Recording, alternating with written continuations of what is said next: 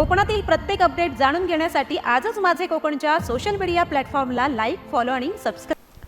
खेडमध्ये संकल्प सामाजिक सेवा प्रतिष्ठानच्या वतीने आयोजित शालांत परीक्षा व्याख्यानमालेचा भव्य उद्घाटन सोहळा उत्साहात पार पडला।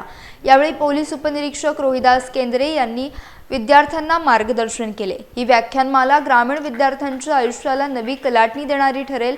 विद्यार्थ्यांनी परीक्षेची कोणतीही भीती न बाळगता वेळेचे योग्य नियोजन करावे आणि तज्ञ शिक्षकांच्या मार्गदर्शनाचा पूर्ण लाभ घ्यावा असं आवाहन त्यांनी केले। या कार्यक्रमात उद्योजक उत्तम कुमार जैन, पत्रकार अनुज जोशी आणि इतर अनेक मान्यवर उपस्थित होते। मागील परीक्षेत दैदिप्यमान यश मिळवणाऱ्या वैष्णवी डफळे आणि प्रिया मोरे या विद्यार्थिनींचा यावेळी मान्यवरांच्या हस्ते विशेष गौरव करण्यात आला।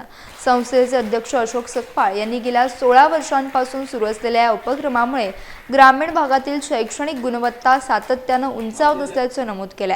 विद्यार्थ्यांमध्ये परीक्षेबाबतचा आत्मविश्वास वाढवण्यासाठी आणि यशस्वी तयारीसाठी हा उपक्रम अत्यंत दिशादर्शक ठरत असून विद्यार्थ्यांनी याचा मोठ्या संख्येने लाभ घेण्याचे आवाहन केले आहे। आज जो एसएससी व्याख्यानमाला आहे, माझं पण शिक्षण आहे ते खेडेगावातच झालेलं आहे। जिल्हा परिषदचा विद्यार्थी आहे मी, परंतु हे जी व्याख्यानमाला आहे ते आमच्या वेळी काही तिथं अवेलेबल झाली नव्हती माझ्या जिल्ह्यामध्ये।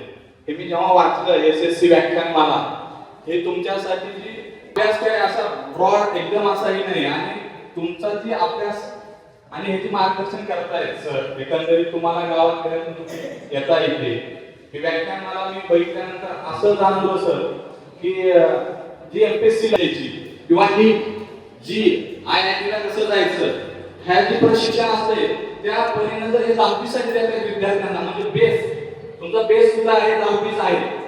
अगोदर बोर्ड होतं 5वी 8वी, परंतु आता सरसकट ही करतायत तर अजून शिक्षण खात्याने ही केलं की प्रत्येकाने पास झालं पाहिजे, परंतु 10वी जी आहे तुमचा बेस आहे की तुम्ही असं नाही गृहीत धरलं पाहिजे की एखाद्याने आता माझा अभ्यास कमी झालेला आहे आणि आता अभ्यास 40 दिवस आहे, 40 दिवसामध्ये माणूस बरंच काही करू शकतो।